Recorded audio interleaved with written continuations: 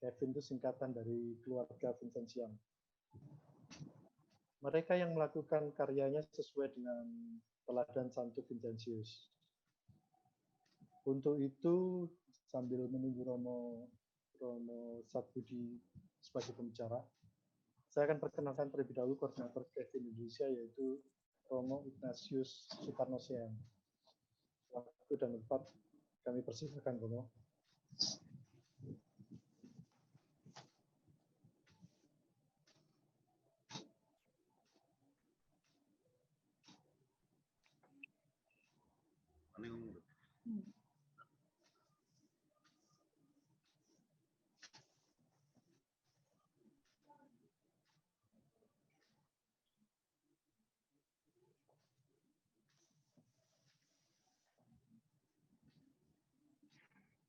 Ya, sudah tersambung.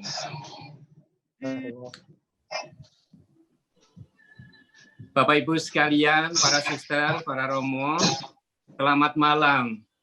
Selamat malam, Romo. Ya, kalaupun Romo. Oke.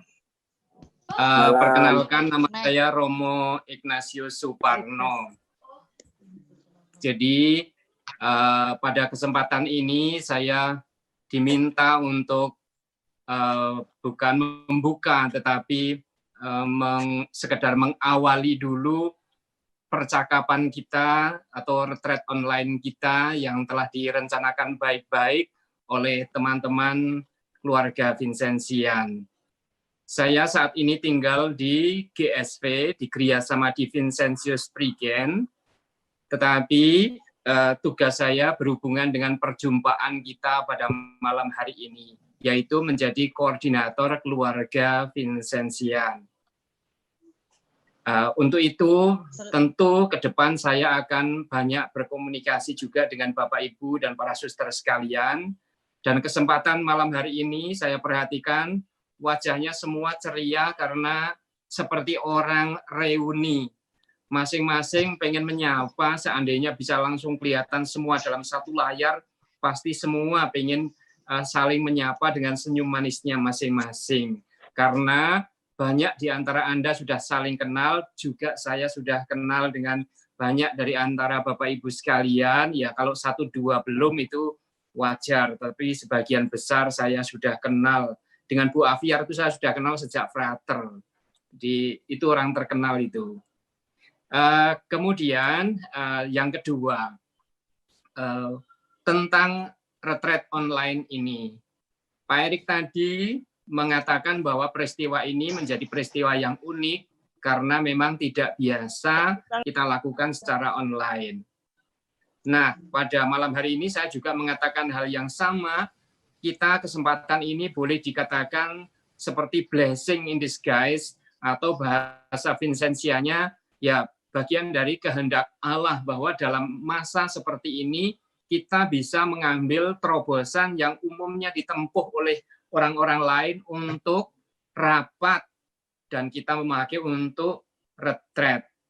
Memaknai retreat ini ya tentu saja masing-masing sudah punya pengalaman dan berharap bahwa masing-masing bisa menarik kembali materi yang nanti akan disampaikan secara bergantian, ditarik kembali berhubung dengan pengalaman Vincentian kita masing-masing. Tetapi karena juga mungkin Zoom ini ke depan juga akan diikuti oleh saudara-saudari kita yang mungkin melihat publikasi, tetapi selama ini belum tergabung dengan keluarga Vincentian, menurut saya kita tetap open menerima mereka menjadi bagian dari teman seperjalanan untuk hidup bersama Santo Vincentius. Lalu malam ini materi ini disiapkan secara bergantian pada malam hari ini oleh Romo Sadbudi yang menyusun garis besar dari retreat ini, tetapi pelaksanaannya nanti akan juga dilakukan bersama dengan saya.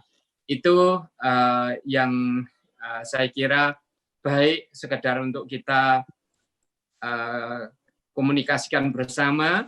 Terima kasih untuk semua yang telah menyiapkan dan saya ucapkan selamat memasuki retreat Vincentian secara khusus lewat media online Zoom ini dengan hari ini dengan Romo Sadbudi. Selamat, terima kasih.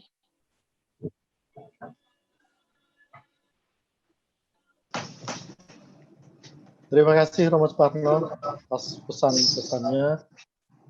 Bapak, Ibu, saudara sekalian, Romo dan Suster, kita yang terdiri dari berbagai macam latar belakang karya dan pelayanan sosial, tentunya sedikit banyak kita sudah pernah mendengar tentang Santo Vincentius.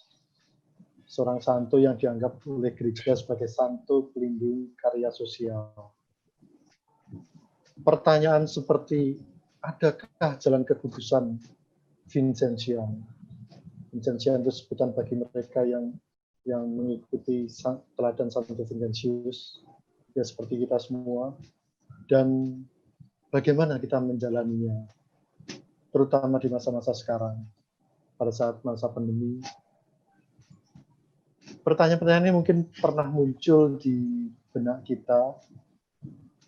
Semoga pertanyaan-pertanyaan itu terjawab pada malam hari ini.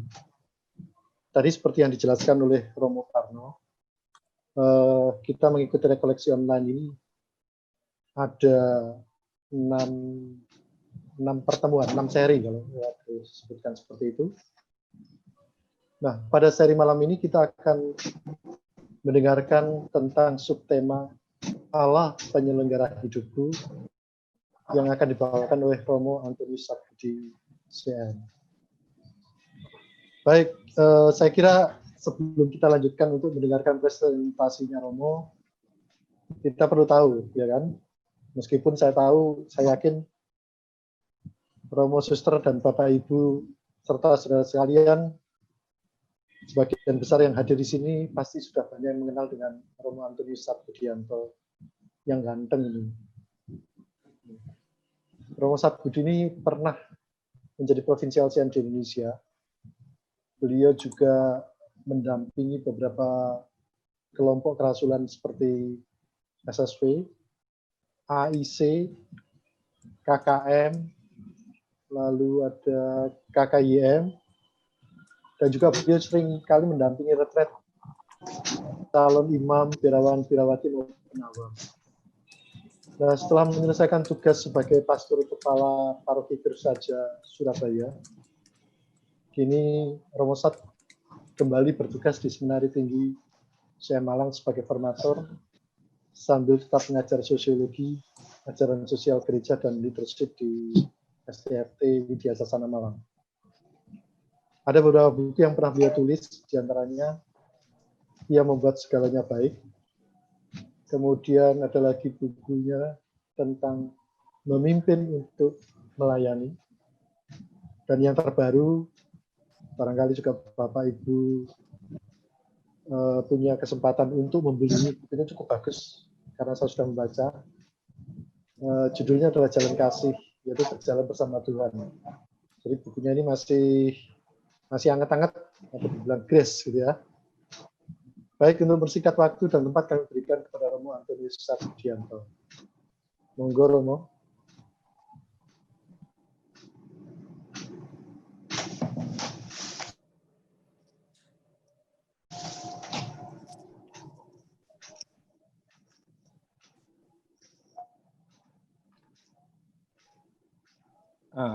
Baik, selamat. Ya, ini giliran saya. Maaf, tadi saya membuka jendela. Baik, selamat malam semua. Selamat malam, Romo. Malam, Romo. Ya. Malam. Jadi, ya, baik. Acara malam ini itu adalah rekoleksi, ya. Ya, kita bebas saja, tetapi di lain pihak, saya kira untuk rekoleksi itu berarti bahwa kita itu tidak hanya sekedar mendapat informasi, ya, mendapat pengetahuan tambahan, tetapi dimaksudkan supaya kita itu dapat meresapkan dan menghayati. Ya. Diharapkan bahwa bahan-bahan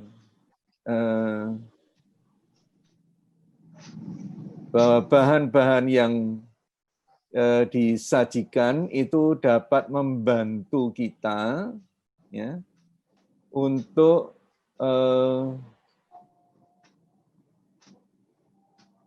menghayati jalan hidup kita. Gimana ya?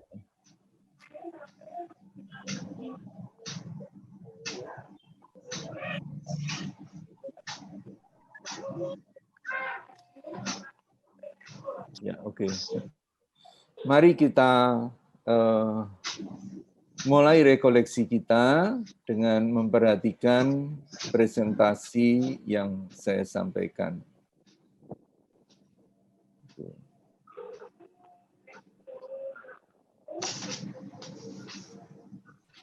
Ya, semua bisa melihat, ya. Bisa. Bisa, Romo? Jadi judul, ya, makasih. Judul besar dari rekoleksi ini itu adalah Jalan Kekudusan Vincentia. Ya. Dan malam ini kita akan mendalami tema Allah Bapa penyelenggara hidupku.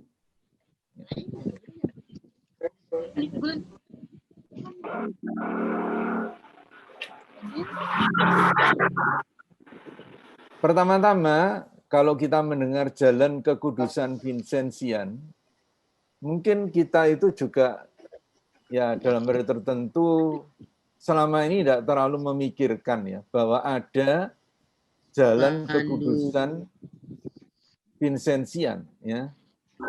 Kita tahu kalau soal melayani oke ya, tapi kekudusan. Tapi sebelum kita masuk ke situ, mari kita melihat apa maksudnya kekudusan itu. Nah, kudus kita tahu itu adalah sifat Allah, ya.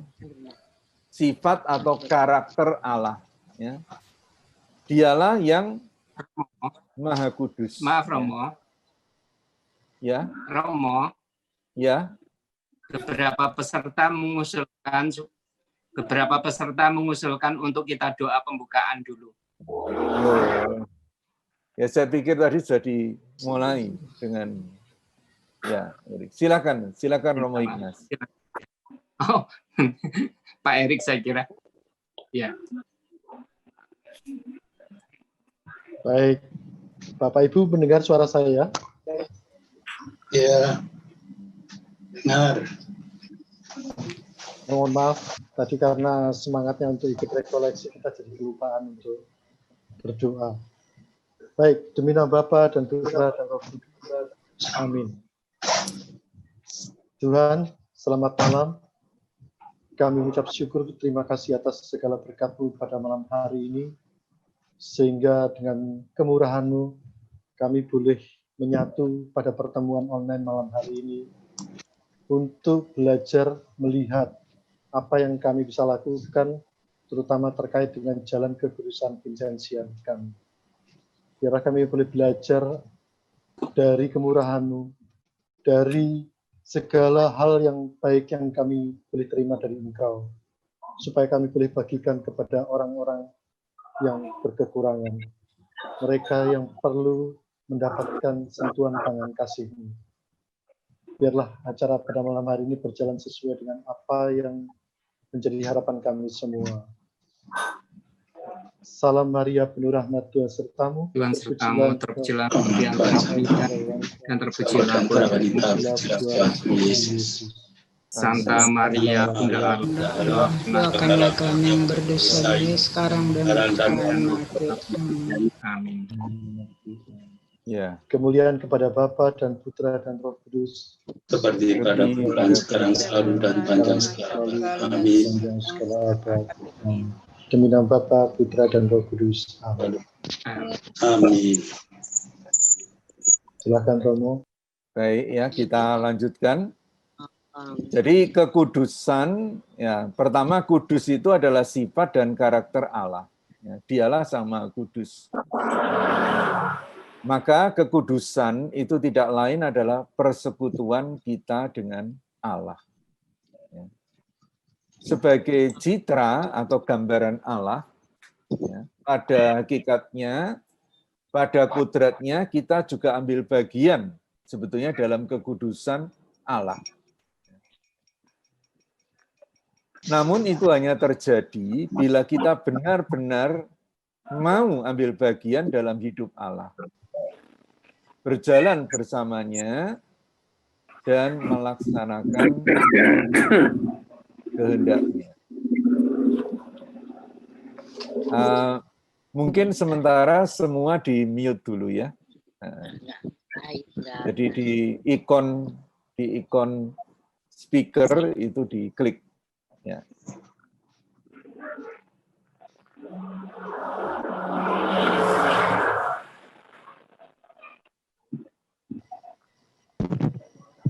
Jadi kekudusan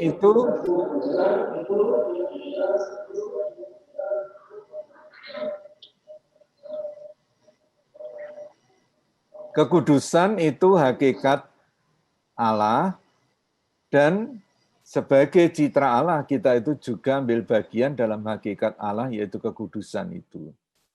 Tetapi itu hanya terjadi bila kita benar-benar mau ambil bagian dalam hidup Allah, berjalan bersamanya, dan melaksanakan kehendaknya.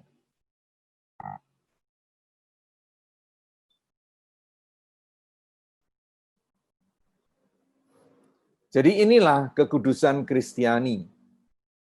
Kekudusan Kristiani itu bukan kesaktian, ya, seperti mungkin dalam keyakinan-keyakinan lain. Seolah-olah kita dapat menyerap kuasa Allah. Ya. Dan itulah seringkali yang membuat orang merasa hebat, ya, dalam arti tertentu, lalu menjadi sombong, ya. Karena ya antara lain doa saya ini pasti dikabulkan Tuhan, ya. Tetapi kekudusan Kristiani bukan demikian. Kekudusan Kristiani bukan kita yang menyerap Allah, ya, kuasa Allah, sebaliknya kitalah yang merelakan diri diserap oleh Allah. Ya. Terjadilah padaku menurut kehendak-Mu. Itu kata-kata Bunda Maria, ya, dan juga ya menjadi seharusnya kata-kata kita yang mau ambil bagian di dalam kekudusan. Ya. Jadi kerelaan itu nyata dari kerendahan hati dan kasih kita, karena Allah itu adalah kasih.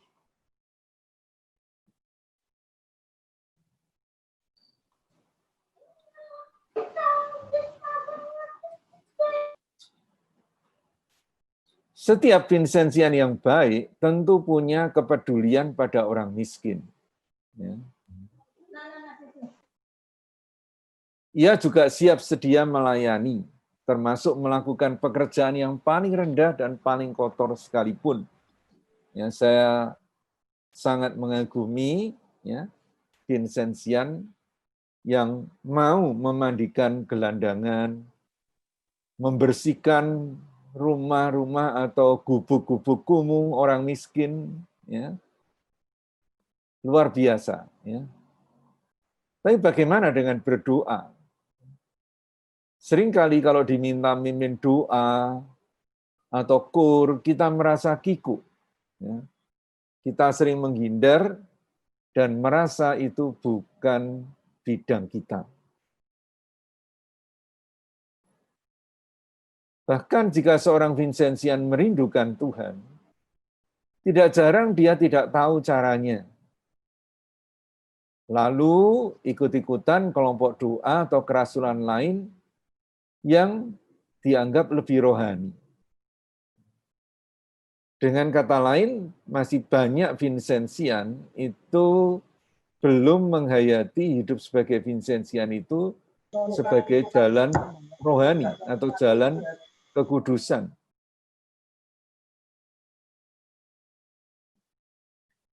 Jadi soalnya apakah jalan Vincenzian itu melulu jalan untuk mengasihi dan melayani sesama, ya, karya sosial, atau juga jalan kekudusan, yaitu untuk mengasihi dan melayani Tuhan.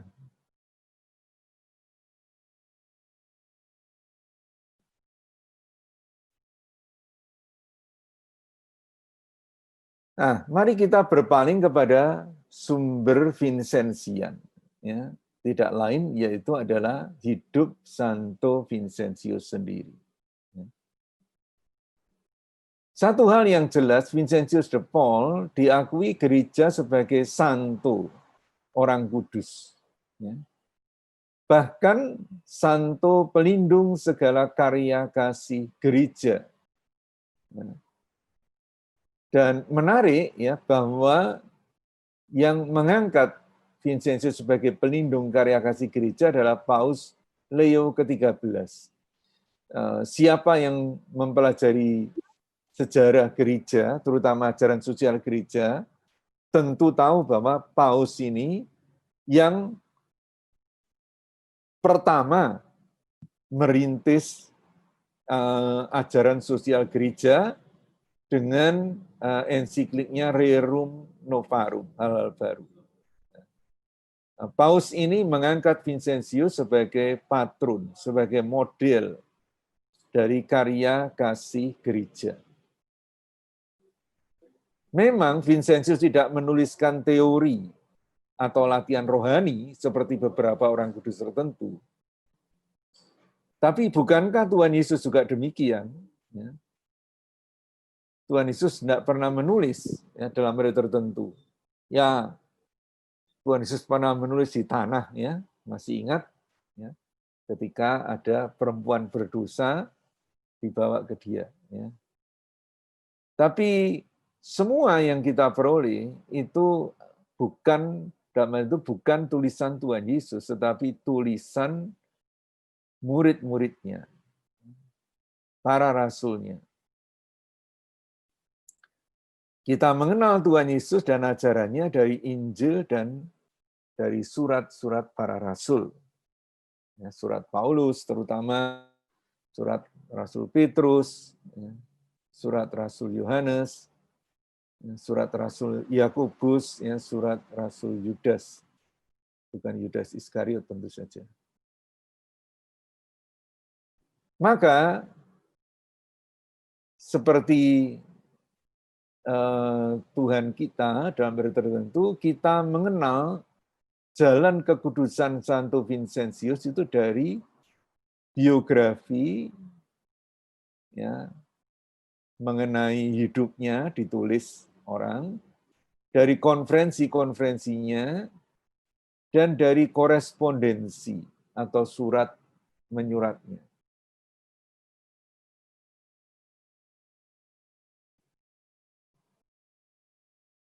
Nah ini kita tahu adalah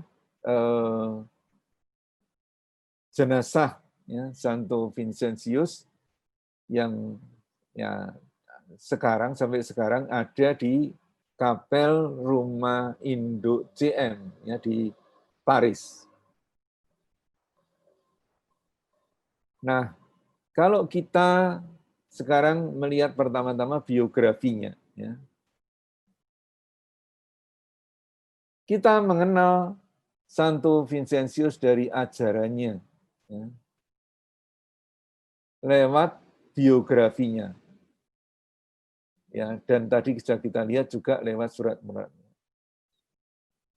Santo Vincentius termasuk santo yang paling banyak ditulis. Ada lebih dari 300 buku biografi santo ini dalam berbagai bahasa. Ya. Walau tidak semua memang orisinal. Jadi tidak orisinal maksudnya dikutip atau disadur oleh orang dari bangsa yang berbahasa lain. Ya.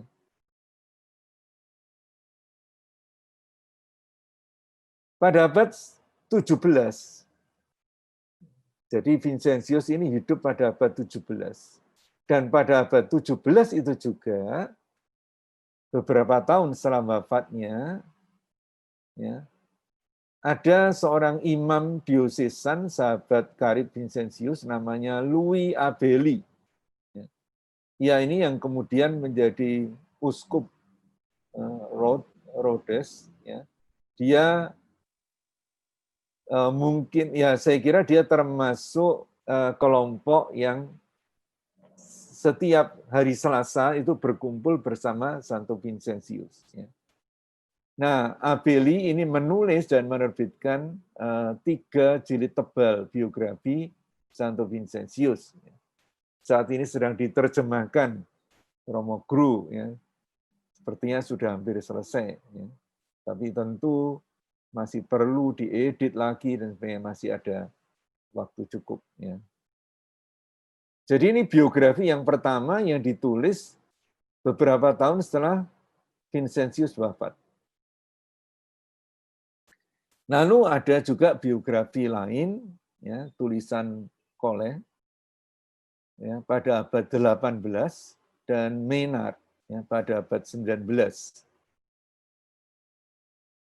Pada abad 20 itu ada juga biografi Vincentius yang ditulis Pierre Cos. Pierre Cos ini sekretaris jenderal Kongregasi Misi, ya, yang pertama mengumpulkan dokumen-dokumen ya, dari Vincentius, ya, terutama konferensi-konferensi dan korespondensi atau surat-surat Santo Vincentius. Ada 14 jilid tebal, ya, nanti kita lihat setelah ini.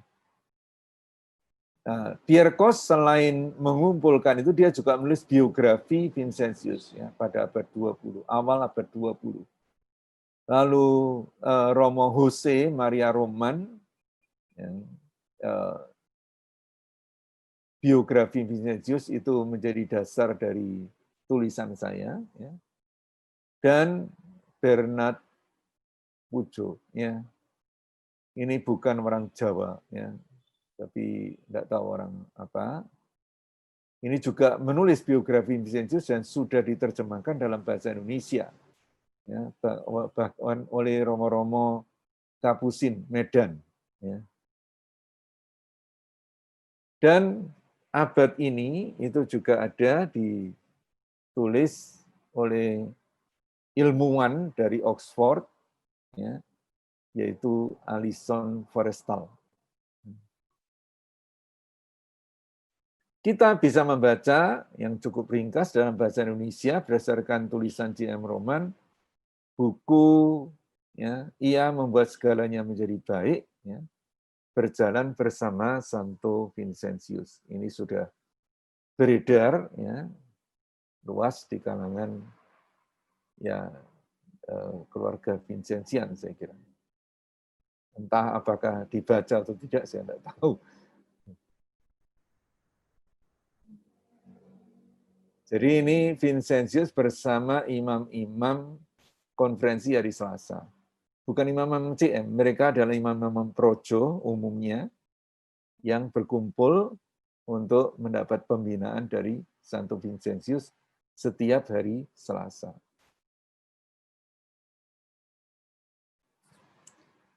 Nah, selain biografinya, ada konferensi dan korespondensi Santo Vincentius. Nah, tentu dalam hal tertentu keunggulan ini adalah bahwa ini karya Santo Vincentius sendiri. Ya. Kalau biografi kan ditulis orang lain. Ya.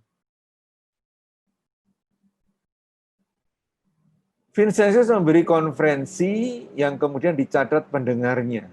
Kadang-kadang secara diam-diam, ya, terutama yang untuk Imam CM sebetulnya Vincentius tidak ingin dicatat, tapi ya sudah ada bruder CM yang ditugaskan oleh Romo-Romo untuk mencatatnya. Yang masih lengkap dari konferensi-konferensi itu adalah terutama konferensi kepada Romo-Romo CM dan susur-susur Putri Kasih. Itu selain konferensi, Vincentius menulis diperkirakan lebih dari 30.000 surat. Bayangkan, ya, berarti setiap hari itu sekitar ya mungkin 4, 5 sampai 6 surat. Ya. Kebanyakan hilang atau dimusnahkan dalam masa Revolusi Perancis. Ya. syukur kita masih punya sekitar 3.000 surat. Konferensi dan surat tersebut telah dibukukan pertama kali dalam 14 jilid tebal, tadi saya katakan, oleh Romo Pierre Kos. Ya. Lalu diterjemahkan dalam berbagai bahasa. Nah, ada dalam bahasa Indonesia, walaupun relatif sangat sedikit, ya, diterjemahkan oleh Romo Ponti. Ya. Romo Ponti tidak menerjemahkan seluruhnya, dia memilih yang menurut dia surat-surat yang cukup penting, ya, dikumpulkan dalam 7 buku, ya. Itu surat dan konferensi. Ya. Selain itu masih banyak tulisan mengenai hidup dan ajaran Santo Vincentius. Ya. Jadi bukan biografi, tetapi ada orang yang menulis kira-kira ajaran Santo Vincentius itu begini, ya. Maksudnya setelah membaca tulisan-tulisan Vincentius, membaca biografinya, lalu mereka menulis, ya.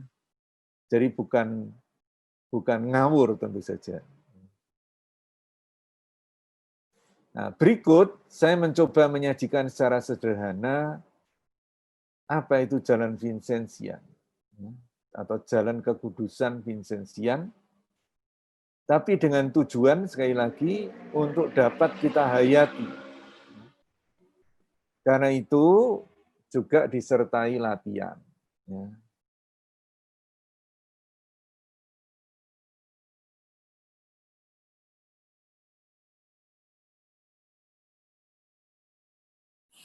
Pertama, jalan kekudusan diawali, ya, secara mendalam itu dengan relasi personal dengan Allah. Kita tahu bahwa Vincentius belum kudus di awal hidupnya sebagai imam. Ia bukan orang jahat, ia melayani dengan baik dan disukai banyak orang, namun masih hidup mengejar ambisinya sendiri. Perhatikan bahwa kebanyakan kita pun masih begini, ya. Jadi kita ini orang baik, melayani dengan baik, disukai banyak orang, namun kita masih punya, ya, atau mengutamakan kepentingan cita-cita kita sendiri. Pertobatannya terjadi ketika dia sadar bahwa mengejar ambisi tidak bisa membuat hidupnya sukses dan bahagia. Sebaliknya, ia mengalami beberapa kegagalan serius, bahkan krisis yang berat. Namun, krisis tersebut menjadi berkat, karena memaksa Vincentius untuk memasuki relasi pribadi yang mendalam dengan Allah. Jadi sekali lagi kuncinya itu adalah relasi pribadi. Karena kita tahu tadi kekudusan itu ada pada Allah. Ya. Dan kalau kita mau ambil bagian dari dalam kekudusan Allah, ya kita masuk dalam relasi pribadi yang mendalam dengan Allah. Nah ini latihannya. Sudahkah Anda masing-masing benar-benar memasuki relasi pribadi dengan Allah? Kalau belum, mengapa? Mungkin ada yang mengatakan, loh itu kan hanya untuk orang kudus. Lah, soalnya apakah kita mau menjadi kudus? Loh apa bisa, Romo? Gereja mengatakan dalam dokumen Konsili Vatikan kedua bahwa setiap orang dipanggil Allah kepada kekudusan. Masalahnya mau atau tidak? Nah, kalau dibahasakan di sini, setiap orang tanpa kecuali diundang oleh Allah untuk memasuki relasi pribadi dengannya. Jadi masalahnya adalah yaitu tadi, seringkali kita nggak terlalu peduli dengan ini. Ya. Pokoknya saya misa, beri kolekte, apalagi ya melayani orang. Sudah, mau apa lagi?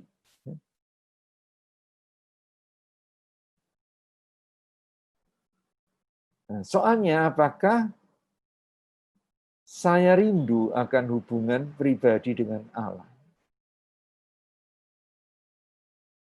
Apa usaha-usaha Anda untuk mewujudkan kerinduan Anda?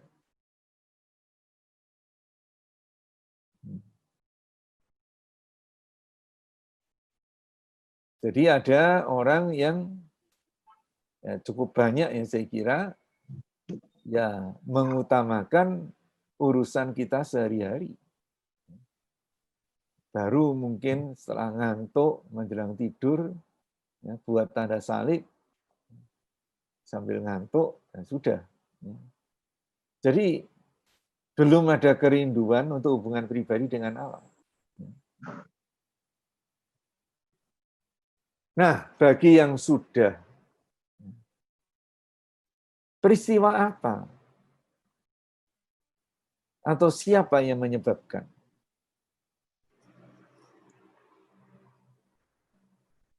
Tolong ini diperhatikan baik-baik, kalau perlu ditulis.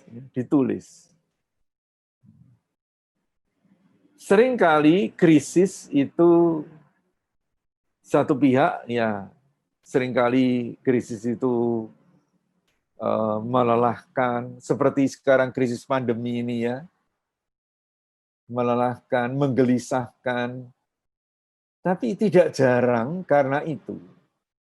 Ya, itu kalau kita terbuka, ya, itu juga sebetulnya berkat undangan Allah untuk memasuki relasi pribadi yang mendalam dengan Allah. Nah, sekali lagi soalnya apakah saya cukup terbuka? Apakah saya hanya melihat krisis melulu sebagai masalah ya, yang menakutkan, menggelisahkan saya, atau saya melihat bahwa krisis ini undangan dari Allah. Seperti sekarang ini, ya, undangan untuk rekoleksi. Jadi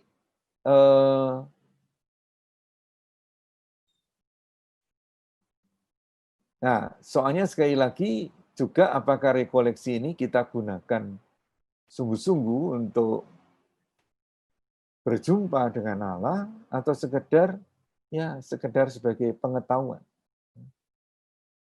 Mungkin beberapa ya melihat rekoleksi ini bukan saatnya. Ya.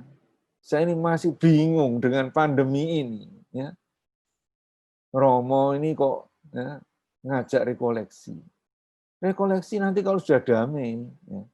Padahal kalau sudah damai keadaannya, kembali kita sibuk dengan banyak urusan lain lagi. Ya. Tentu beda sekarang sibuknya dengan urusan yang menggelisahkan, menakutkan. Nanti kalau sudah damai dengan hiburan-hiburan. Ya.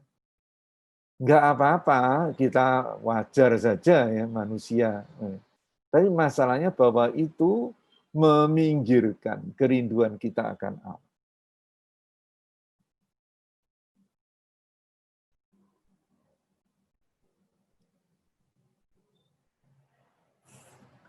Nah, kunci kekudusan yang kedua adalah kamulah orangnya.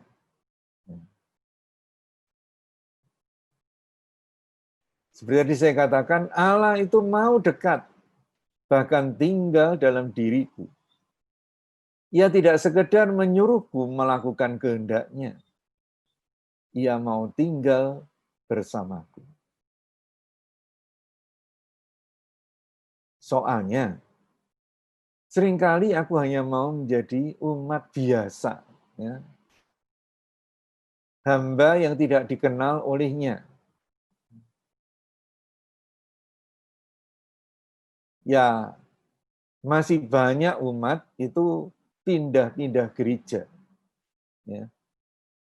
Ya, memang kebanyakan masih pindah gereja, apalagi di kota besar, ya, tetap gereja Katolik, ya.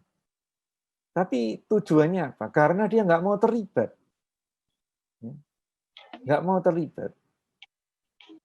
Jadi, ya, saya ini jadi umat biasa aja. Ya. Yang penting, ya, kewajiban saya misa saya penuhi, saya beri kolekte, kadang-kadang juga amal, memberi persembahan pada gereja, tapi saya nggak mau dikenal. Ya. Karena dikenal itu merepotkan.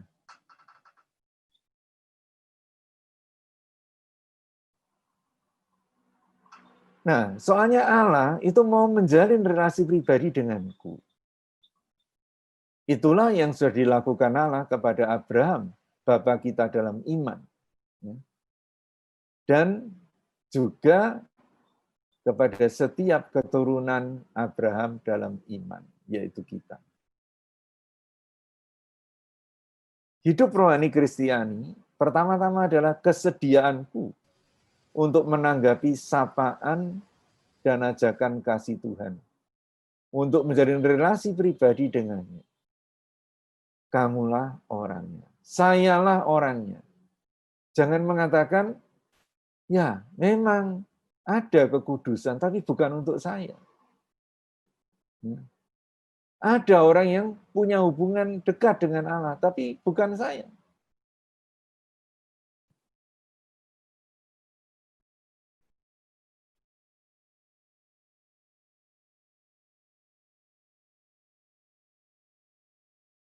Nah, siapakah Allah itu bagi Vincentius? Pertama-tama, Allah itu adalah Bapa penyelenggara ilahi. Vincentius sadar, selama itu dia belum sungguh kenal dan menjalin relasi pribadi dengan Tuhan. Kurang menyadari penyelenggaraan Tuhan dalam hidupnya. Ia juga belum mengandalkan Tuhan, Sang Bapa penyelenggara ilahi. Setelah dia sadar, ya, kelak dia mengatakan kepada para pengikutnya, jangan pernah menginjak tumit penyelenggara ilahi. Maksudnya, berjalanlah beriringan bersama dengan Allah. Jangan di belakangnya ngikuti, tapi setiap kali mau mendahului, ya, itu lalu menginjak tumit. Maksudnya dalam bertindak jangan mendahului langkah Allah.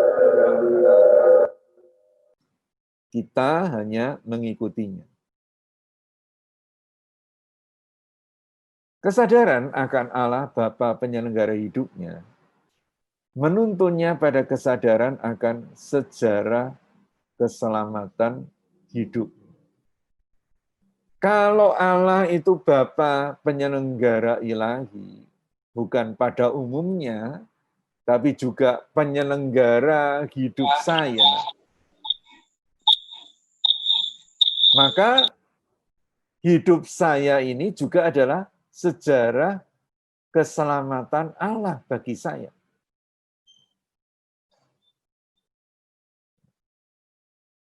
Tuhan menciptakan dan mengenal saya secara pribadi.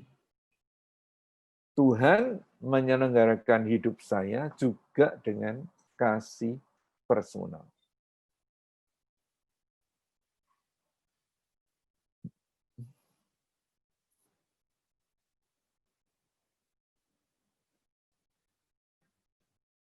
Latihan bagi kita.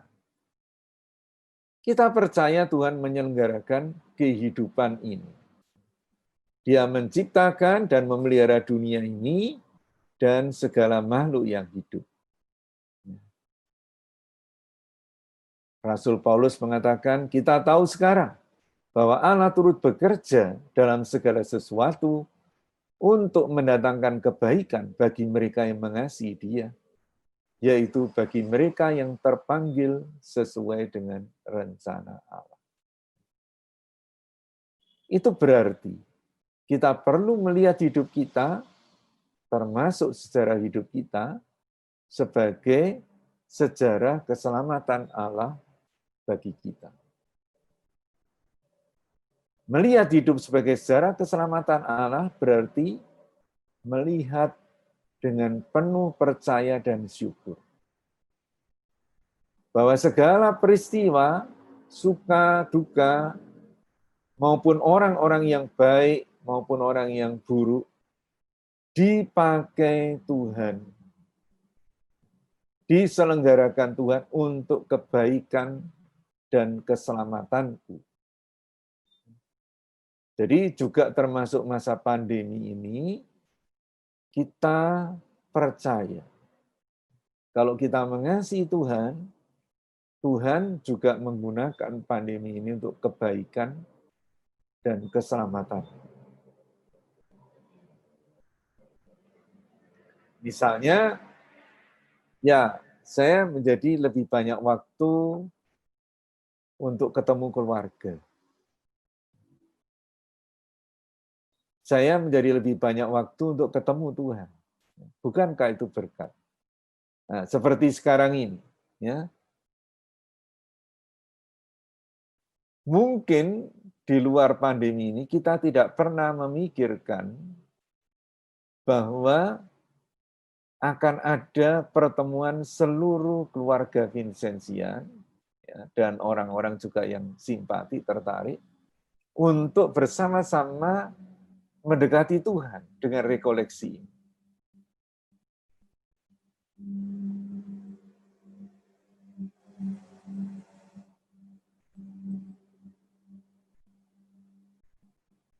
Sejarah keselamatan Vincentius.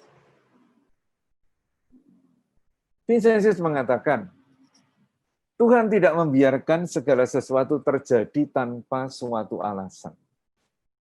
Kita sering belum mengetahuinya saat itu terjadi, namun suatu ketika kita akan memahaminya.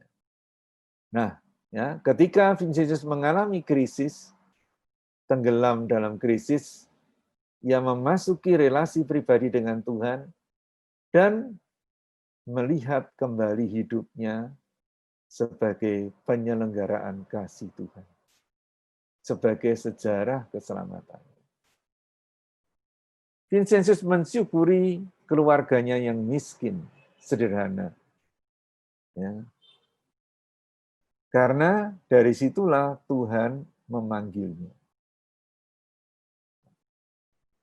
Loh, miskin dan sederhana kok disyukuri? Ya ini, seandainya keluarganya nggak miskin sederhana, mungkin Vincentius tidak pernah merasakan panggilan Tuhan. Mendidiknya, dia satu-satunya anak yang disekolahkan dalam keluarganya. Menunjukkan bakatnya sebagai mentor atau pembimbing.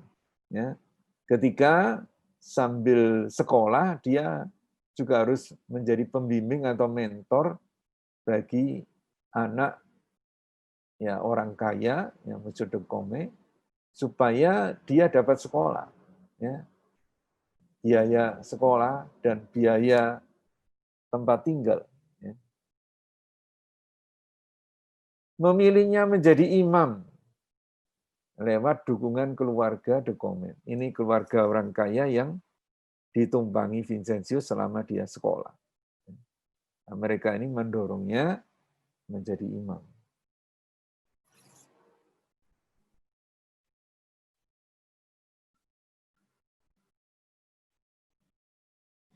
Nah, dari itu semua, Vincentius menemukan panggilannya.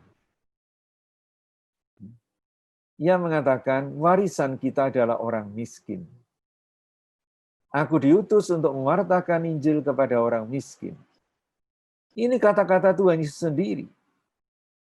Karena itu betapa membahagiakan melakukan apa yang dilakukan Tuhan yang turun dari surga ke bumi. Dengan cara yang sama kita juga akan pergi dari bumi ke surga, melanjutkan karya Allah. Jadi kalau kita mau pergi dari bumi ini ke surga, kita juga melanjutkan karya Allah. Kita juga diutus mewartakan Injil kepada orang miskin. Kemiskinan yang karena ambisinya dulu mau dia hindari, kini dirangkulnya dengan penuh syukur. Rasa syukur itu membuat Vincentius tergerak untuk menyerahkan seluruh hidupnya kepada Allah Bapanya untuk melayani kaum miskin. Bahkan, nah ini termasuk ya salah satu kekasan kita menjumpai dan melayani Tuhan dalam diri orang miskin. Dan ini seturut sebetulnya kata-kata Tuhan Yesus sendiri dalam Injil. Apa saja yang kamu lakukan untuk saudaraku yang paling hina ini, kamu lakukan untuk aku.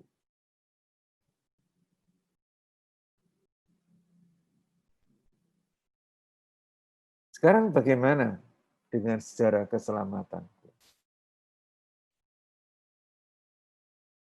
Sadarkah aku bahwa Bapa juga telah memanggilku ke dalam dunia ini karena kasih-Nya? Coba kita sadari.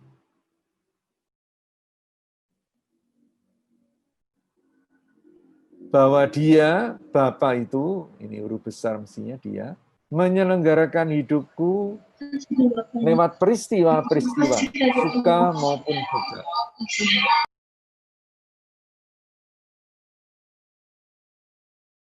Dan lewat orang-orang, orang yang baik maupun yang buruk. Lewat mereka, aku mengenal Tuhan dan bagaimana mengasihi seperti Tuhan. Sehingga aku sampai jadi seperti sekarang. Itulah sebabnya aku berani merangkul diriku dengan segala kerapuan dan kemiskinanku. Jadi, salah satu dasar dari hidup rohani adalah bahwa kita berani menerima diri kita apa adanya. Dan bahkan dengan penuh syukur. Dengan segala kerapuan dan kemiskinanku. Itulah sebabnya hidup rohani yang benar itu membuat kita semakin rendah hati, bukan rendah diri. Pertanyaannya, adakah kemiskinan dalam bentuk mungkin luka batin ataupun dendam yang belum dapat kurangkul? Nah, ini seringkali membuat kita tidak damai, membuat kita juga sering tidak membawa damai. Bukankah dalam kegiatan bersama, ya, cukup sering ada yang tersinggung ini, tersinggung itu, ya, apalagi sampai dendam, apalagi sampai kemudian menjadi alasan untuk meninggalkan kegiatan yang baik. Nah, itu hampir pasti karena ada kemiskinan dalam diriku yang belum kuterima.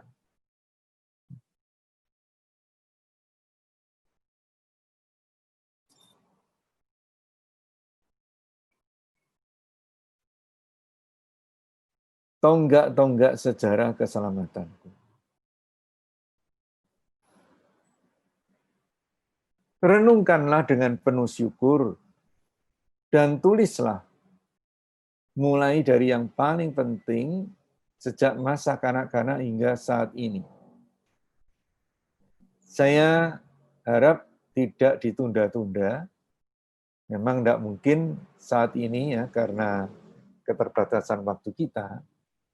Tapi setelah rekoleksi ini, coba ini dilakukan latihan. Menuliskan tonggak-tonggak sejarah keselamatan.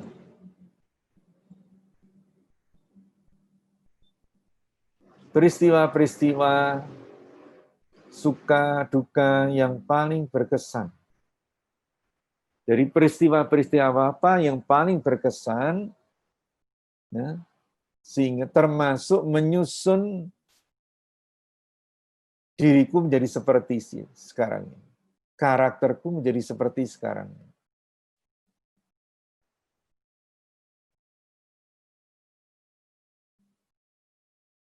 Bagaimana Tuhan memakainya untuk menyelamatkan hidupku?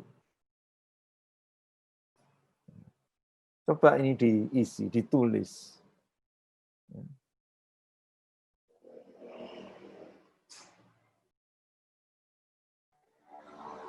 Lalu juga pribadi-pribadi, orang-orang yang paling berkesan dalam hidupku. Berkesan itu bisa karena baiknya, berkesan itu bisa karena buruknya. Tapi lagi di sini, bagaimana Tuhan menggunakannya untuk menyelamatkan hidup.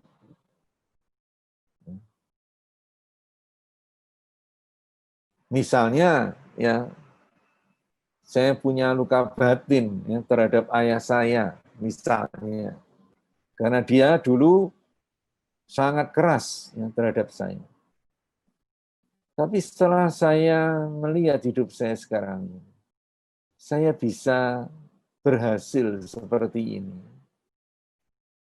Ya, karena ayah saya mendisiplin saya.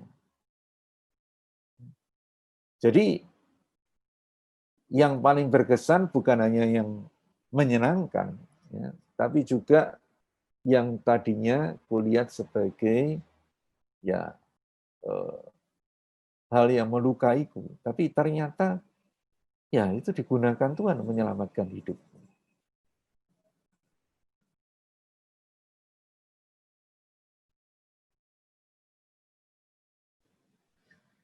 Selain Tuhan dalam sejarah keselamatanku berkarya untuk diriku, Tuhan juga berkarya lewat diriku.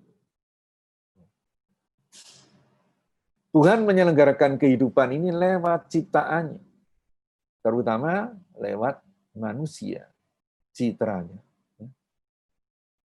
Lebih-lebih yang dengan sadar melaksanakan kehendaknya. Dia berkenan hadir dalam dan melalui orang yang melakukan kehendaknya. Dan ini diteguhkan lewat putranya. Bapa yang diam dalam aku, dialah yang melakukan pekerjaannya. Percayalah kepada aku bahwa aku di dalam Bapa dan Bapa di dalam aku. Atau setidaknya percayalah karena pekerjaan-pekerjaan itu sendiri. Jadi di sini Tuhan Yesus menunjukkan ya lewat pekerjaan Bapa itu hadir. Ya. Lalu selanjutnya Yesus mengatakan, sesungguhnya barang siapa percaya kepadaku, ia akan melakukan juga pekerjaan-pekerjaan yang aku lakukan. Bahkan pekerjaan-pekerjaan yang lebih besar daripada itu. Jadi, ini meneguhkan Allah itu juga mau bekerja lewat diri kita. Seperti Allah bekerja lewat putranya, Yesus Kristus.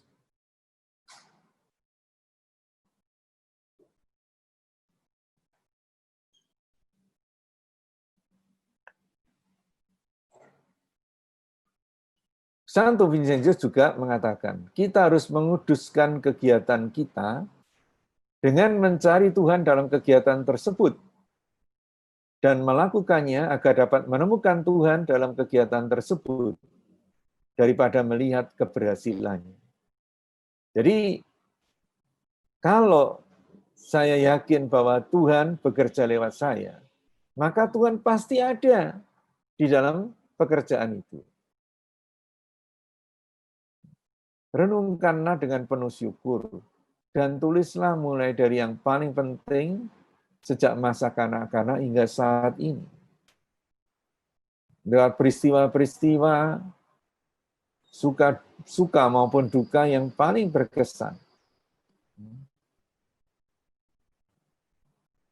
Misalnya, ya mungkin waktu itu saya pernah menyelamatkan pembantu saya. Keluarganya atau anaknya ketika saya tahu bahwa mereka menderita. Bagaimana Tuhan melibatkan aku dalam karya keselamatannya?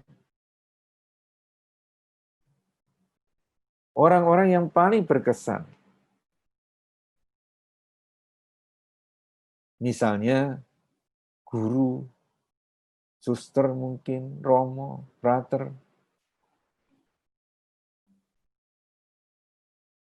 paman saya mungkin, bibi saya. Karena lewat mereka, Tuhan melibatkan aku untuk menyelamatkan mereka.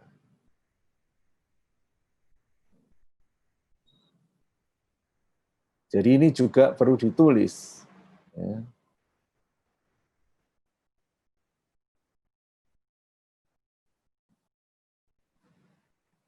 Mengapa sejarah keselamatan itu penting?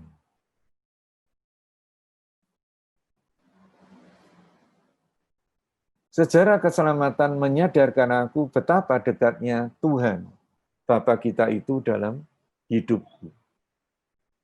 Peristiwa-peristiwa itu tidak berlalu begitu saja, tapi mereka menghadirkan Tuhan.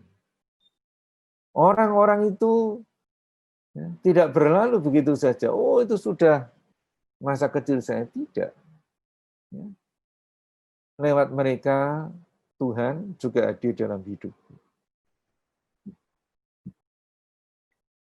Dengan demikian, maka aku juga merasakan betapa besar kasih Tuhan ketika menyelamatkan aku. Betapa dia menumbuhkanku dengan melibatkan aku dalam karya keselamatannya. Kalau itu benar di masa lalu, itu juga terjadi sekarang. Itu juga dapat kulakukan di masa depan. Begitulah, aku selalu berjalan bersamanya. Dia hadir menyelenggarakan dan membimbing aku. Hanya bila kita merasakan kasih dan relasi akrab dengan Tuhan, kita dapat memupuk hidup rohani kita dengan benar.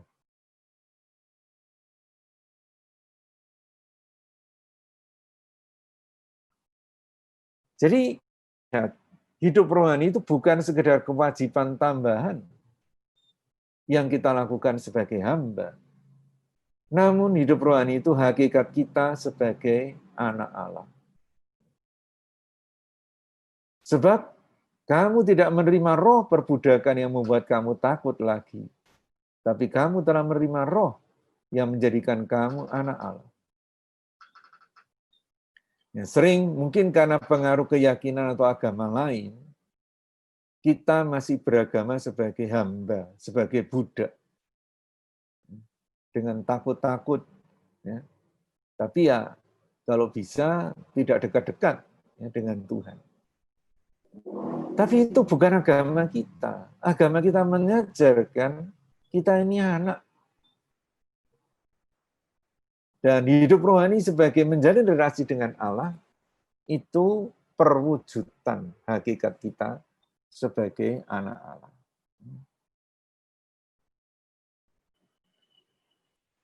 Pada dasarnya, kita ini citra Allah karena makhluk rohani.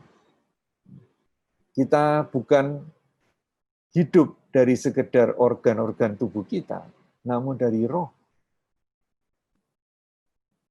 Roh bukan hanya memberi kehidupan, Dia juga membimbing kita ke dalam kehidupan yang sejati. Semua yang dipimpin Roh Allah adalah anak Allah. Sebenarnya, karena itu hidup rohani itu hakikat kita, kodrat kita. Dan kita, seperti Santo Agustus mengatakan, tidak akan pernah damai dan bahagia bila kita mengingkari kodrat kita ini. Kodrat untuk menjalani hidup rohani. Kita juga tidak akan membawa damai sejati kepada sesama.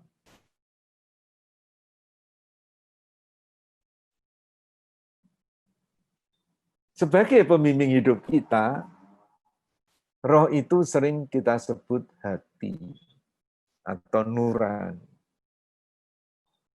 Gereja mengatakan, hati nurani adalah inti manusia yang paling rahasia, sanggar sucinya. Di situ dia seorang diri bersama Allah, yang sapanya menggema dalam batin.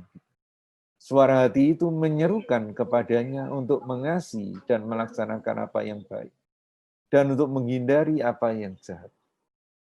Ya, misalnya kadang-kadang kita melihat orang yang menderita, kita lewati begitu saja. Tapi setelah sampai di rumah, kita terusik ya. Kenapa saya kok diam saja? Padahal saya bisa berbuat sesuatu. Nah itu kata-kata nurani.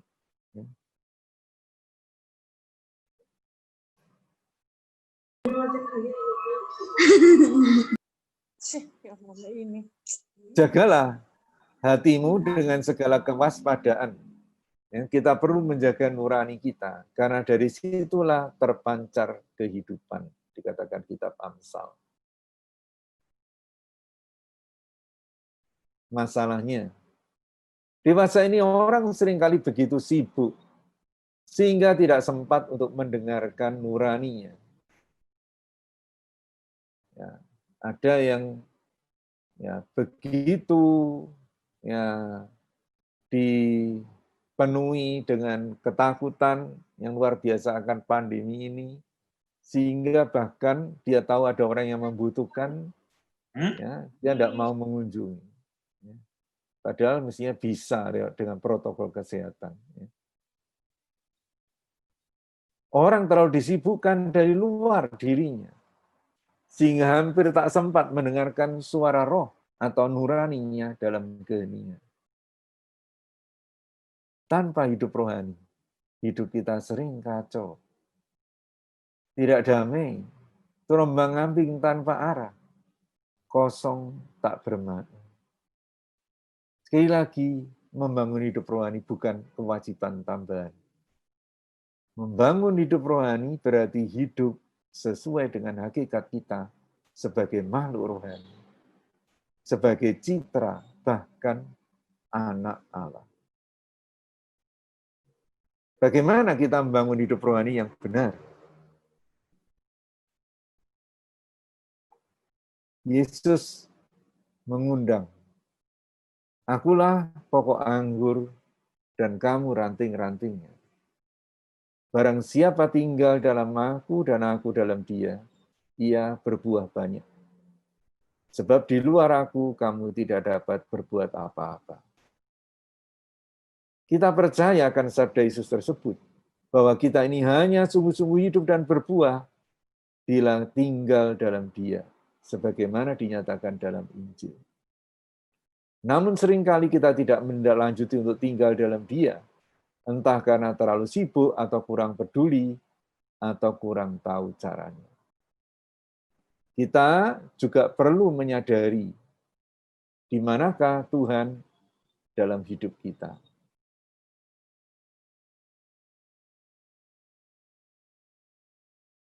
Di manakah Tuhan? Hidup rohani kita yakini sebagai hidup dalam persatuan dengan Tuhan. Di mana kita merasakan persatuan dengan Tuhan? Bagi banyak orang, Tuhan berdiam dalam gereja, kapel, gua, ruang doa. Karena itu, persatuan dengan Tuhan hanya mereka rasakan di situ. tatkala sedang berdoa, meditasi, adorasi, ibadat, atau merayakan Ekaristi. Ya, semua itu benar, kita perlu itu semua. Namun benarkah Tuhan hanya berdiam di situ? Bukankah Tuhan Maha Besar, Maha Ada, Maha Tahu, Maha Kuasa? Dia ada di mana-mana. Soalnya sering kita hanya mau menyadari kehadirannya di tempat tertentu saja. Kita sering membatasi Tuhan. Mungkin karena kita kurang menyadarinya. Tanpa sadar kita membatasi keberadaan Tuhan. Saya tidak mau diganggu oleh kehadiran Tuhan. Saat saya sedang bekerja, saat saya sedang melayani, saat saya memikirkan pekerjaan atau merencanakan sesuatu.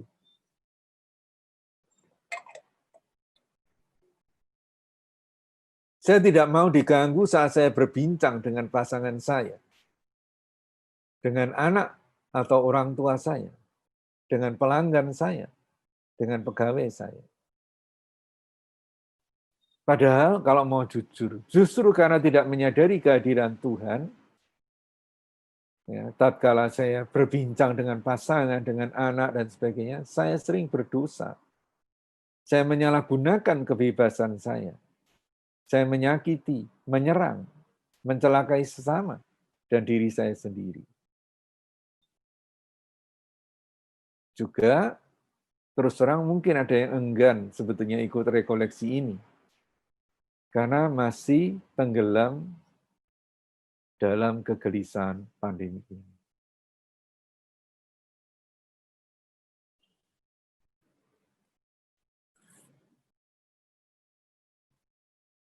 Bagaimana kita merasakan kehadiran Tuhan?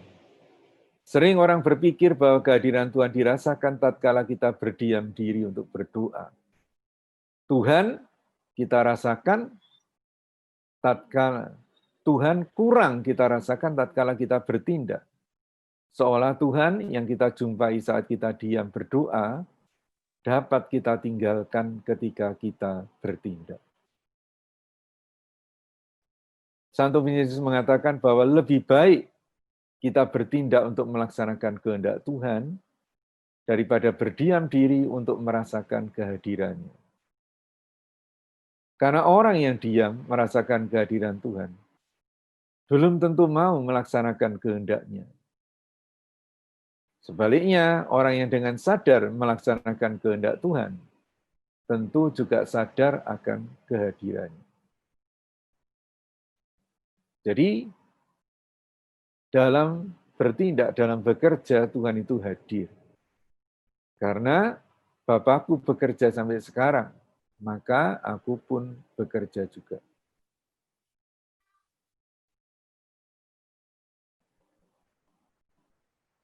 Jadi relasi kita dengan Tuhan diteguhkan dalam pelaksanaan. Kita tidak hanya berseru-seru aja kepada Tuhan, tapi kita mau melaksanakan rencana keselamatan Tuhan, melaksanakan kehendak-Nya. Karena kalau tidak, ya dasar rohani kita itu rapuh sekali.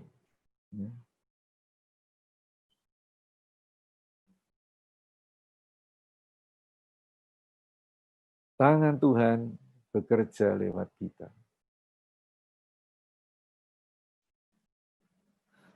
Menurut tradisi SSV, sebelum melakukan kunjungan untuk pelayanan orang miskin, mereka mengunjungi Sakramen Maha Kudus. Nah, ini dikatakan oleh pendirinya Frederick Ozanam. Ya. Kini setidaknya kita perlu doa batin sebelum kunjungan, harusnya. Perlunya doa batin. Doa batin perlu kita lakukan saat kita sedang melakukan kegiatan apapun. Namun agar dapat melaksanakannya, kita perlu saat khusus juga untuk berdoa. Tuhan Yesus Santo Vincentius dan Bunda Teresa sangat aktif memberi waktu, walaupun sangat aktif, mereka memberi waktu 2-3 jam untuk doa hening dan Ekaristi setiap pagi. Vincentius mengatakan, marilah kita mempersembahkan waktu kita untuk meditasi. Karena lewat meditasi segala hal baik dicurahkan dalam hidup kita. Jika kita setia pada panggilan kita, itu karena meditasi. Jika kita berhasil dalam karya kita, itu karena meditasi. Jika kita tinggal dalam kasih, jika kita selamat, itu karena Allah dan meditasi. Seperti halnya Allah tidak pernah menolak apapun dalam meditasi, begitu pula Dia nyaris tidak memberikan apapun tanpa meditasi.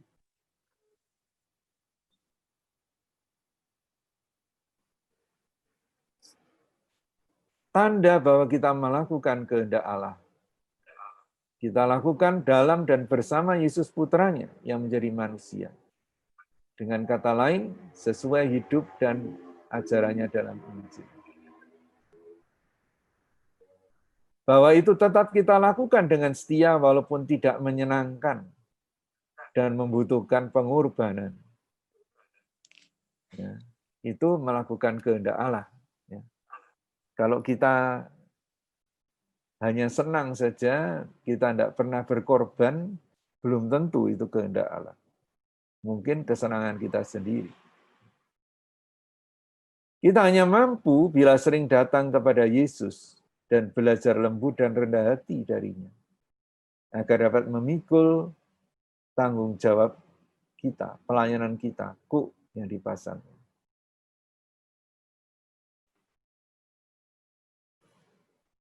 Dan itu kita lakukan demi kasih kepada Tuhan dan sesama sebagai hukum yang tertinggi dan paling mendasar. Jalan kekudusan Vincentian sebagai kesimpulan. Hidup dalam relasi pribadi dengan Tuhan. Sadar bahwa Tuhan menyelenggarakan hidupku sebagai sejarah keselamatannya bagiku dan lewat diriku bagi sesama. Hidup dalam penyelenggaraan ilahi sebagaimana Yesus dalam Injil. Karena itu perlu membaca dan meresapkan Injil setiap hari. Mendengarkan suara Tuhan dalam hati nurani kita. Selalu bertanya, lebih-lebih untuk hal penting, Tuhan Yesus, jika Engkau pada tempatku sekarang, apa yang akan Kau lakukan? Dalam kegiatanku, pertama-tama yang kucari adalah Tuhan, bukan keberhasilan kegiatan tersebut. Nah, baik. Terima kasih kesetiaannya untuk mendengarkan. Sekarang mungkin ada tanggapan. Saya persilahkan. Baik, terima kasih Romo. Bapak Ibu peserta malam hari ini, bagi Anda yang ingin bertanya, nanti silakan menekan tombol raise hand itu supaya kita bisa tahu siapa yang akan dapat giliran untuk bertanya. Namun sebelumnya saya akan bertanya sama Romo Sat. Romo, ini kira-kira kalau ada yang bertanya dibatasi sampai seperti apa? 3 penanya untuk di awal ini atau ya boleh. waktu? Boleh. Ya, tadi kita mulai juga agak telat, ya, lalu kita mungkin bisa molor sedikit ya. Nah, ya, mestinya sih sudah cukup jelas semua. Ya. Baik, ini yang saya lihat pertama kali adalah dari Suster Alma Bandung. Tadi ada apa namanya? Ada tulisannya resen, kemudian Ibu Lani dari Jakarta yang kedua. Baik, saya beri kesempatan dulu pertama kali untuk Suster Alma Bandung. Monggo Suster, mohon diperkenalkan namanya. Silakan.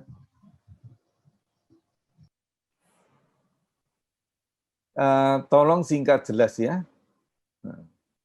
Nggak usah terlalu banyak basa-basi, waktu kita terbatas ya. Bu Afiar ngantuk itu.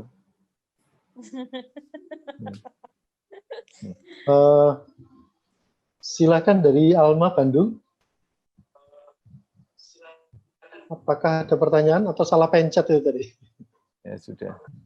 Ya siapa Baik. saja. Baik, yang kedua Ibu Lani Jakarta. Silakan Bu Lani. Selamat malam Romo Budi. Selamat malam. Romo, ada yang mau saya tanyakan beberapa hal. Pertama, bagaimana kita melakukan relasi dengan Tuhan selain kita berdoa? Yang kedua, bagaimana cara mendengarkan suara Tuhan? Terus yang ketiga, mohon maaf ya Romo, yang ketiga, Romo, doa batin itu seperti apa? Apakah ada perbedaan dengan doa-doa yang lain? Itu saja Romo, terima kasih. Ya, baik. Bagaimana kita berelasi dengan Tuhan? Sebetulnya tadi sudah dibahas ya. Pertama dengan menyadari, ya, menyadari bahwa Tuhan itu memang mengundang kita untuk relasi pribadi dengan Dia. Jadi kita nggak usah ragu-ragu, ya, karena Tuhan sendiri yang mengundang. Dan undangan Tuhan inilah yang memberi saya motivasi untuk merindukan Dia, ya,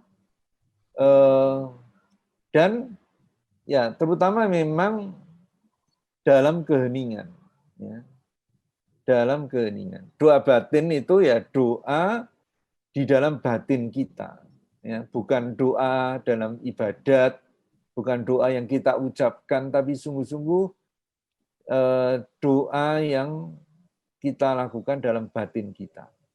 Nah, itu terutama biasanya memang lewat meditasi. Nah, kalau kita sudah menyadari ini, maka kita kesadaran itu akan meluas. Dari sendirinya kesadaran itu akan meluas. Tapi harus mulai dari sini. Ya. Meluas kemana? Ya, kepada kegiatan-kegiatan kita yang lain. Tadi sudah saya katakan, Tuhan tidak hadir hanya waktu kita berdoa secara khusus. Ya. Tuhan hadir dalam hidup kita sehari-hari.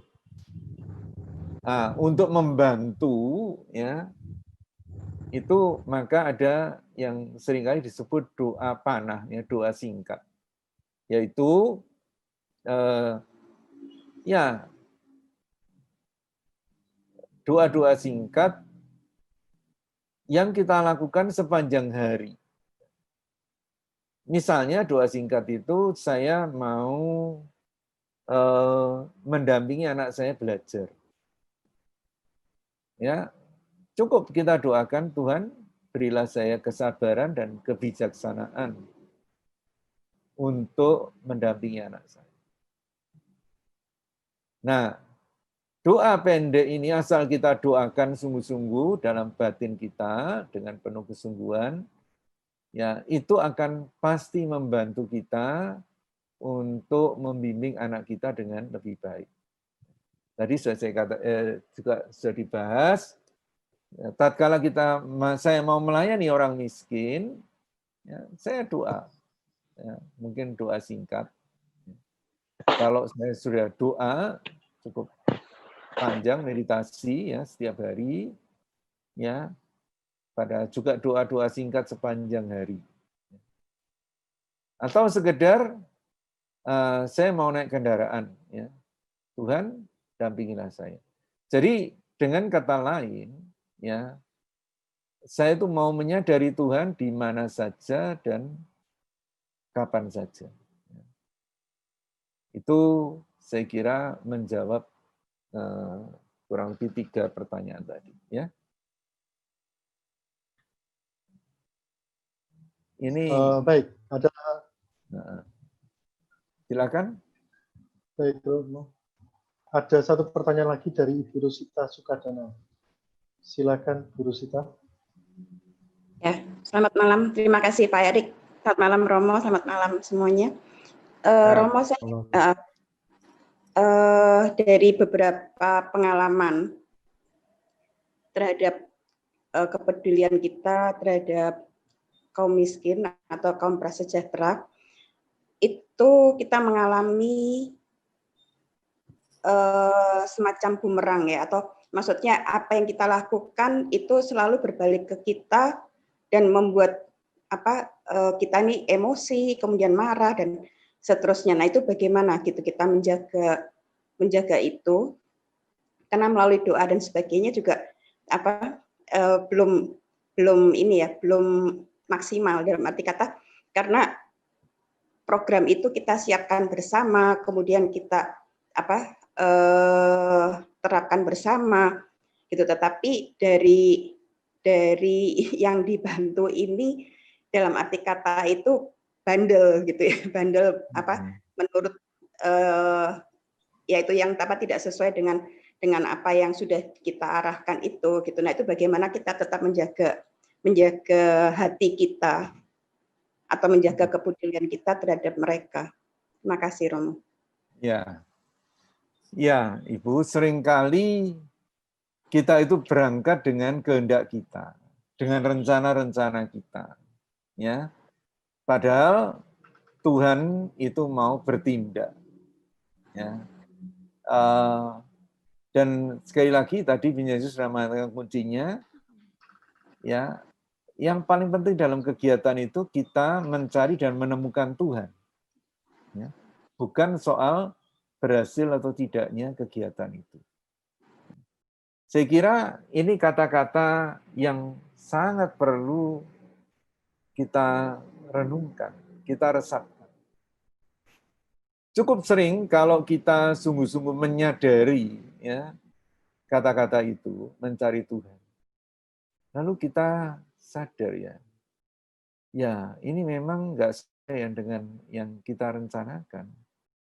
Misalnya, tapi paling sedikit rupanya Tuhan ingin saya itu belajar mengenai kehidupan orang miskin. Saya itu belajar mengapa mereka tetap miskin.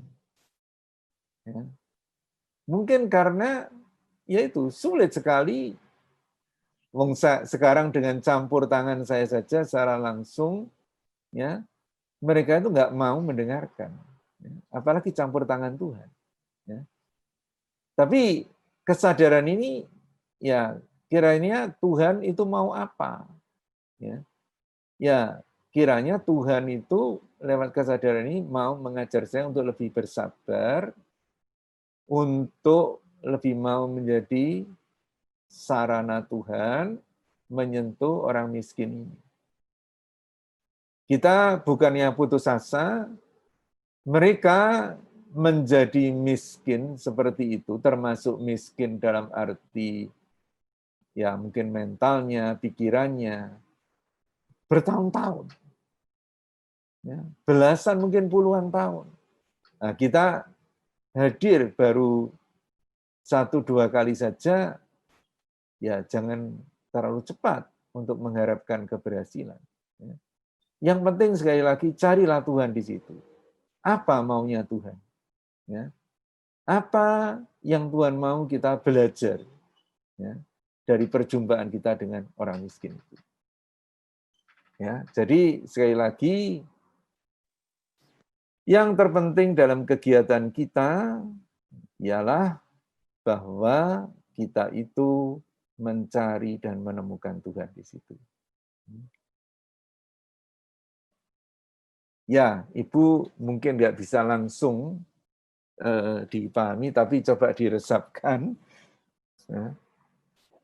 Tapi pastilah kalau itu diresapkan, itu pelan-pelan akan mendidik kita.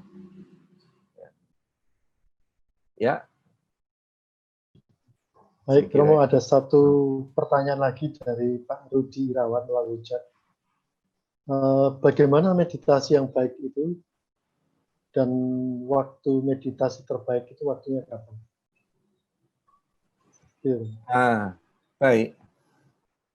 Pertama waktu ya. Setiap orang memang waktunya yang terbaik itu berbeda ya. Mungkin ya karena kesibukan orang berbeda, tapi juga irama tubuhnya setiap orang itu berbeda. Di lain pihak, ya, kalau menurut kitab suci, waktu yang terbaik itu di awal hari. Di awal hari. Nah, itu memang tentu mengandaikan bahwa kita itu tidur tidak terlalu malam, sehingga bangun pagi itu segar. Ya. Di awal hari mengapa? Karena di awal hari itu pikiran kita masih kosong, masih jernih. Jadi kita sungguh-sungguh siap untuk diisi oleh Tuhan ya di pagi hari. Ya. Sekali lagi ini mengandaikan memang kesungguhan kita ya untuk tidur ya tidak terlalu malam dan bisa bangun pagi-pagi. Tuhan Yesus juga kita baca di dalam Injil Markus, walaupun dia kadang-kadang harus lembur ya mengajar dan menyembuhkan orang, dia tetap pagi-pagi mencari tempat yang sunyi ya, untuk berjumpa dengan Tuhan. Nah, bagaimana meditasi yang baik? Pertama-tama meditasi yang baik itu harus terarah. Ya. Terarah pada apa? Terarah kepada Tuhan, pada kerinduan kita akan Tuhan. Nah, kadang-kadang mungkin tidak muncul, tetapi perasaan kita, perasaan ini tidak muncul, tapi ya kehendak. Ya. Saya berkehendak untuk rindu pada Tuhan. Walaupun perasaan saya belum. Dan ya kehendak itulah yang akan membimbing doa dan meditasi saya. Kedua, juga ya menurut saya salah satu cara meditasi sederhana yang sangat umum itu dari meditasi Kristiani. Ya, yang diajarkan oleh John Main itu, ya, seorang rahib Benediktin. Jadi pertama itu posisi tubuh, ya, duduk dengan enak, tapi tegak. Tidak usah tegang, ya, tegak, tapi rileks. Jadi tidak bersandar, ya. Karena kalau bersandar kita akan melanjutkan tidur kita. Ya. Jadi tegak, ya, diusahakan punggung tegak, ya. Lalu ya mengatur nafas sedikit, nggak perlu terlalu dan kemudian kita bisa memilih kata-kata suci. Ya. Meditasi Kristiani mengajarkan Maranatha atau datanglah Tuhan Yesus. Itu kita ulang-ulang, sekali lagi tujuannya tadi untuk fokus. Ya, fokus.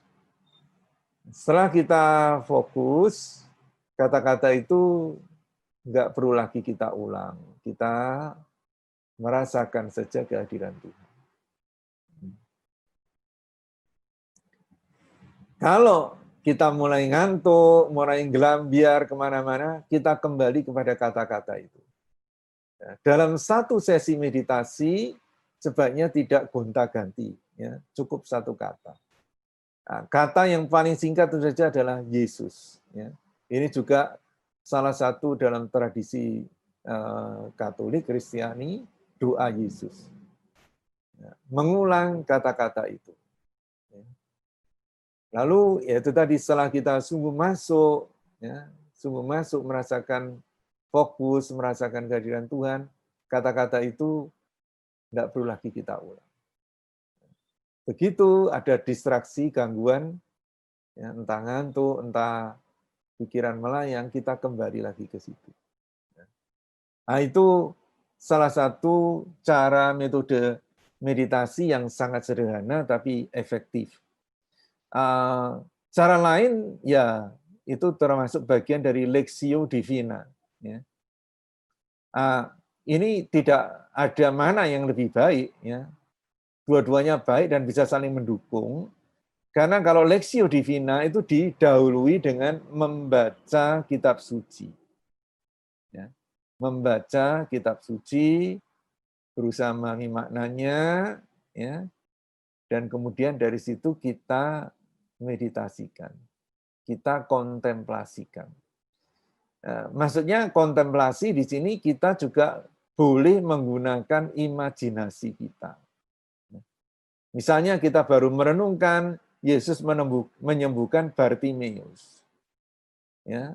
Lalu kita masuk dalam meditasi, bayangkan ya, dalam meditasi Anda, itu Anda hadir dalam peristiwa itu. Ya. Entah di mana Anda bisa hadir sebagai salah satu murid Yesus, sebagai pengamat, bahkan sebagai Bartimeus sendiri. Jadi ada beberapa macam meditasi, saya hanya waktunya singkat, mengenalkan dua itu, Lectio Divina dan meditasi Kristiani. Ya, baik. Baik, Romo. Mengingat waktu sudah 20.40, apakah masih ada waktu untuk pertanyaan, Romo? Ya, terserah. Saya kira mungkin cukup ya. Sudah. Jadi yang paling penting itu adalah kita mengambil sesuatu untuk kita laksanakan, kita hayati. Ya. Baik, Romo. Ini ada dua pertanyaan sebetulnya, masih monggo nanti disimpan saja dari Ibu Lani dan Pak Yohanes. Ya, terserah. Baik. Atau mau sampai 45 ya. Tadi kita juga terlambat mulainya. Masih ada 5 menit. Coba silakan, saya juga berusaha menjawab. Saya akan dahulukan dengan Pak Yohanes karena tadi Bu Lani juga sudah bertanya di awal ya. Maaf ya Bu Lani, sementara Pak Yohanes dulu. Monggo Pak Yohanes. Ya, terima kasih Pak Erik. Terima kasih. Selamat malam, Romo Sat. Ya. Ya, Singkat, tadi saya dengar cerita sejarah keselamatanku itu penting bagi personal dengan Tuhan.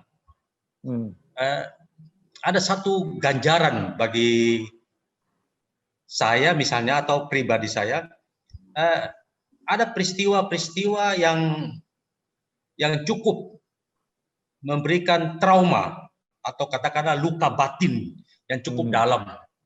Ya. Dengan mengingat kembali sejarah tadi, kira-kira bagaimana caranya bahwa hubungan personal pribadi saya itu dengan Allah itu atau dengan Tuhan itu mulai, yang penting mulai tahap pertama itu harus kita mulai dengan cara atau bagaimana.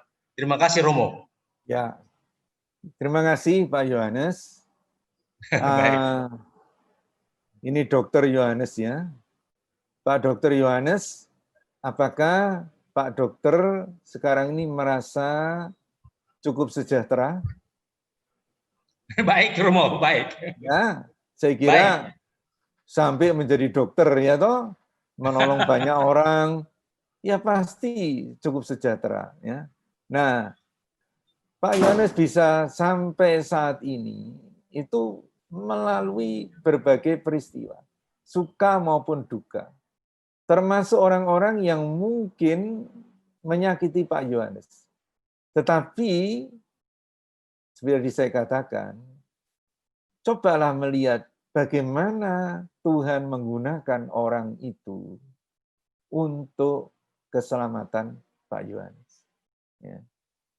Enggak, ini soalnya kita enggak perlu, itu orang berdosa, mana bisa.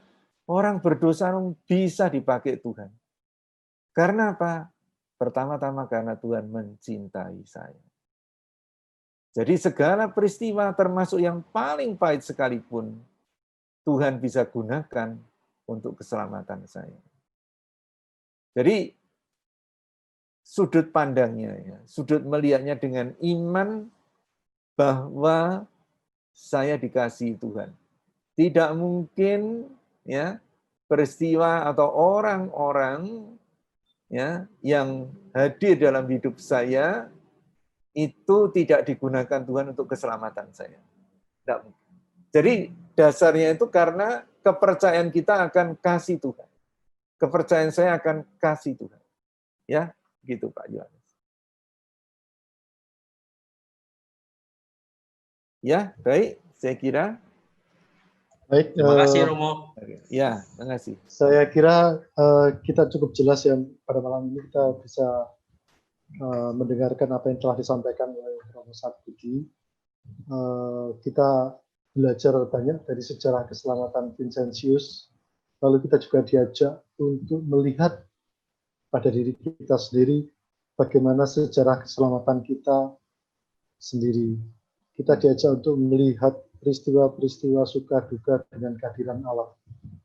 Sehingga kita bisa merasakan apa yang sudah kita terima dari kebaikan cinta kasih Allah. Baik Bapak Ibu, Romo, Suster yang saya hormati, pertemuan malam hari ini akan kita sudahi sampai di sini. Namun sebelumnya kita akan perlu saya sampaikan bahwa setelah doa penutup nanti kita harap Bapak Ibu jangan meninggalkan langsung, terus kemudian kameranya minta dinyalakan semua supaya kita bisa punya kesempatan untuk foto bersama. Itu ya Bapak Ibu. Untuk doa penutup ini saya minta kesediaan, saya lihat ada Suster Ana ya. Suster Pak Ana Erik, PK. Ya, Pak Erik sebentar. Oh ya, juga untuk menjawab beberapa pertanyaan tadi, ya katakanlah mau promosi ya boleh ya. Itu secara cukup detail dengan contoh-contoh ya. Pertanyaan dari Pak Yohanes, lalu juga mengenai meditasi dan sebagainya itu baca di buku Jalan Kasih ya, yang baru terbit itu ya, itu aja. Terima kasih. Bukunya seperti ini mungkin Bapak Ibu bisa lihat. Betul, persis itu. Ya. Ya, barangkali ada yang tertarik nanti silakan mencari atau menanyakan kepada saya dan panitia, boleh. Bukunya sungguh bagus, banyak contoh nyata dalam buku ini sehingga tidak membosankan kita. Baik, baik Bapak Ibu, saya mohon dengan hormat kepada Suster Ana untuk bisa membantu untuk doa penutup, Suster. Monggo, Suster.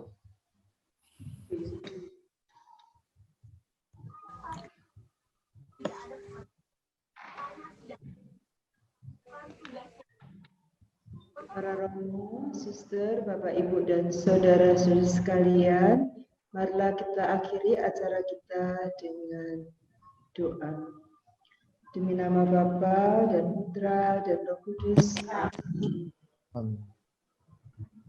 Syukur dan terima kasih ya Bapa atas kesempatan yang Kau anugerahkan kepada kami untuk mengikuti rekoleksi singkat yang penuh dengan pesan-pesan baik untuk dapat kami resapi, hayati, dan laksanakan. Terima kasih ya Bapak telah Kau kirimkan Romo Satbudi untuk memberikan pencerahan kepada kami. Semoga rekoleksi ini membawa manfaat dan guna bagi kehidupan kami sebagai anggota keluarga Vincentian.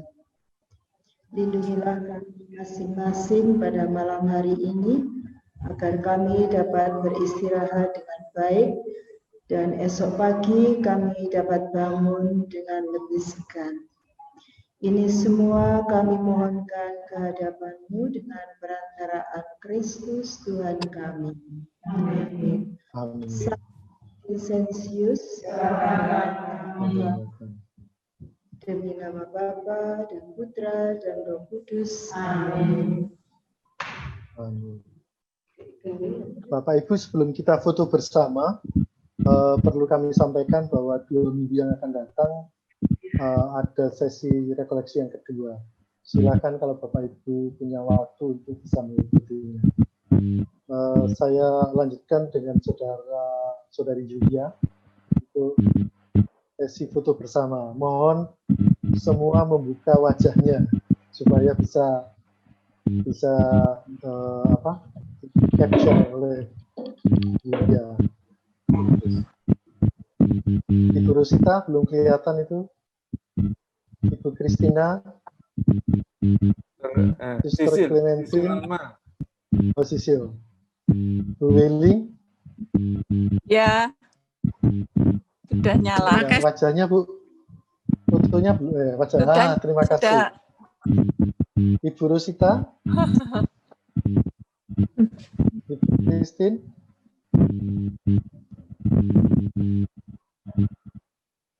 silakan Julia, mungkin siapa lagi yang belum?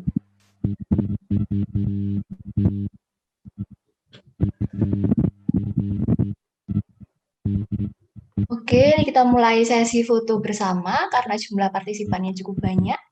Kita bertahap mulai dari layar pertama. Tunggu sebentar. Semuanya jangan terlalu tegang, wajahnya senyum semua. Ya, wajahnya senyum semua. Reaksinya baik. Kayak bebas boleh. Layar kedua. Ya.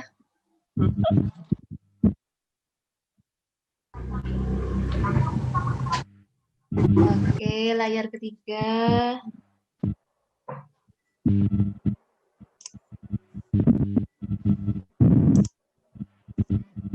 Sabar ya, layarnya ada 6. Ini baru layar keempat. Banyak sekali pesertanya hari ini. Tadi saya mencatat ada kurang lebih 180 orang. Oh, 180 layar kelima.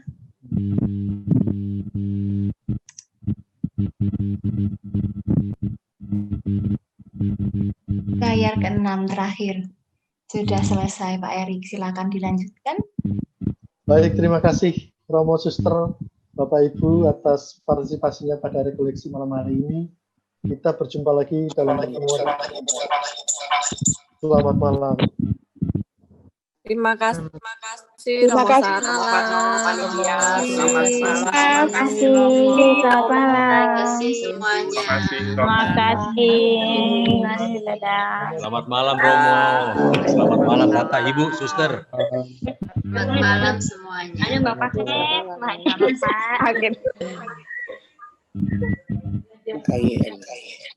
Malam. Ayo. Aku rindu padamu ya Tuhan, aku rindu tubuh darahmu,